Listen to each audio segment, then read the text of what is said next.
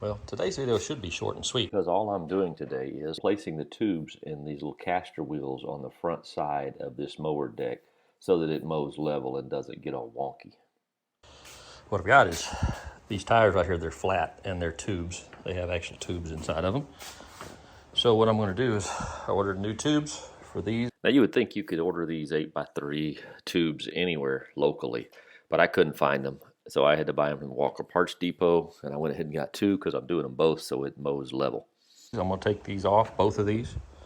I'm going to split the rim and replace the tube that's inside of them with a new tube because they won't hold air anymore. So I'm going to save you a lot of time by speeding these clips up of me taking this apart. But what I'm doing here is I'm taking the bolt out that acts as the actual axle. And on this bolt there is a sleeve, and this, the first wheel I took off, you'll notice, I figured out real quick, the sleeve has rusted or corroded to the bolt. I guess the sleeve actually acts as the axle, but the bolt holds it all together, and it is stuck. So I wind up having to pull the whole caster off and take it over to the vise and really basically beat this bolt out of both of these wheels.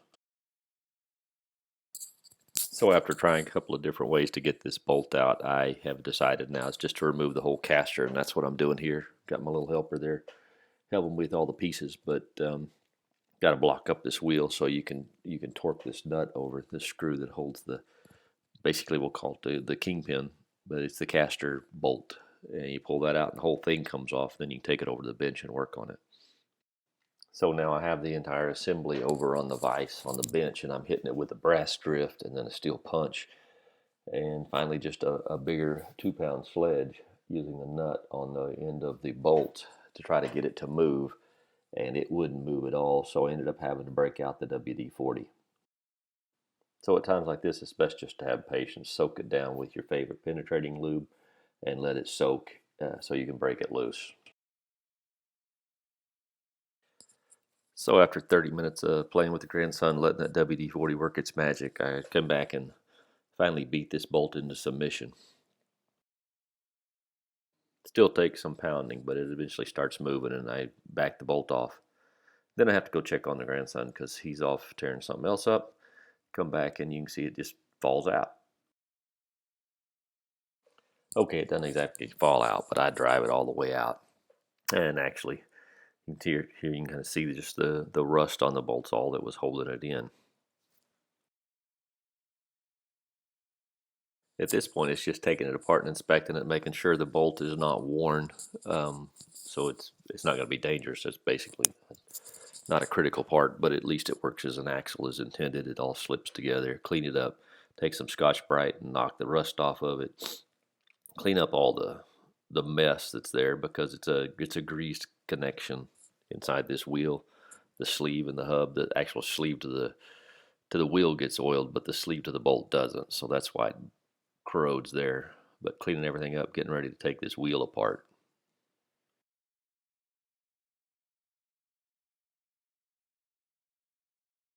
So after the cleanup and inspection, taking the wheel apart is actually not that difficult. It's really simple to replace the tube. There's 4 bolts that hold this wheel inside this tube. So you get your little helper and you just start taking these, I think they were 7/16 bolts and nuts. You start running them off, and you will be able to take the hub out there that I set to the side, and then there's really nothing holding the wheel together except the rubber corrosion between the rubber and the metal wheel.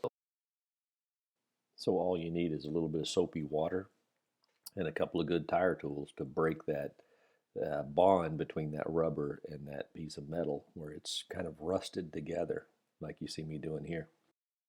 So that's one side, and flip it over and do the exact same thing on the other so you can get the tube out. A little soapy water, a little pry bar, and that other half of the wheel will pop off. Now what I like to do is actually mark the wheel and the tire so I put them back together the same way. It's probably not critical on a lawnmower, a wheel like this, but on like your car tires and things like that, it helps keep everything in balance. Something interesting on this is just after I have the tube out here, I'm pulling it out, the old tube inside of the tire. It's very hard to see here to get the show up on the camera, but it's full of dirt and basically sticks and things that came out of the yard. So I'm spraying a little soapy water inside the wheel and taking a paper towel and just running it around. Really what I'm feeling for, I'm trying to get that dirt out, but I'm also trying to feel for like any thorns or anything that may be stuck still in the tire that would poke the new tube when you put it in there. So that thorn will hang up in that paper towel and it cause it to stick. And then you can find it and basically take an ice pick or whatever. I didn't find anything stuck in it, no thorns or anything like that stuck in the tire. So I'm able just to clean up the wheels a little bit using WD-40, the same soap and water, just clean them up to get the junk off of them. Sometimes you'll find these wheels are so rusted up you have to take a wire brush to them, but in this case that wasn't the case.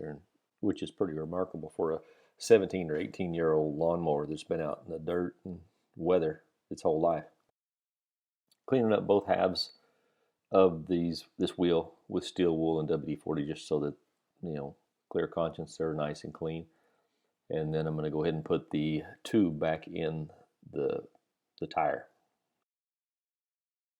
Now, when installing the tube, and I've found this on motorcycles, bicycle tires, it's helpful to put just a little bit of pressure in it, just enough so that the tube is not collapsed and you don't pinch it. You don't run the risk of pinching it in between the rims or your tools. That helps keep it just a little taut. It just makes it fit inside the tube. The tube fits inside the tire just perfectly. Then you don't have to worry about it. So just personal preference. You can do it that way or you can stick it in there uninflated. But I've just found that it helps after that. Just a matter of putting the 4 bolts back in it. I lined up all my marks on my tire, put the hub and the 4 bolts back in, tighten them up tight. I don't obviously torque them. It's a lawnmower. As long as they're tight, it's going to work. So once it's all back together, it's just a matter of airing it up to the proper specs on the tire, so that make sure it holds air, which is what I'm doing here. Taking care of my little helper. It really likes playing with tools. So anyway, that tire is basically done with a new tube, holds air.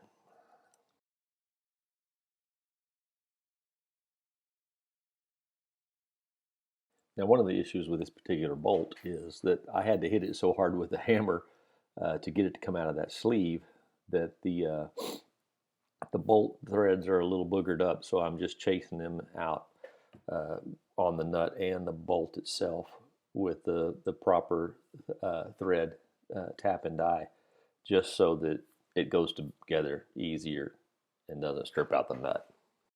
I know you know how this part works. Just hit the like and subscribe button, and just maybe we can bring about world peace.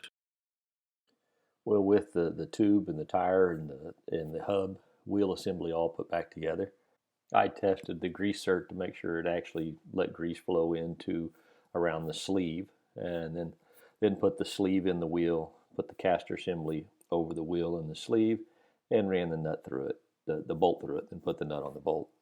Pretty simple. Easy process.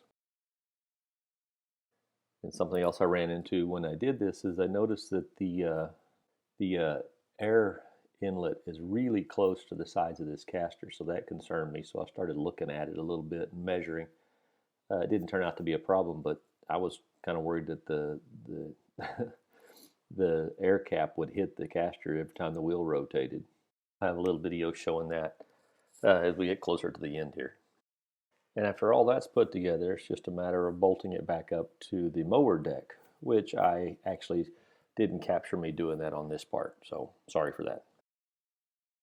Okay, got both the tire tubes changed, and they both appear to be holding air. We'll see how that goes. That's a really tight fit down through there, if you can barely see that, but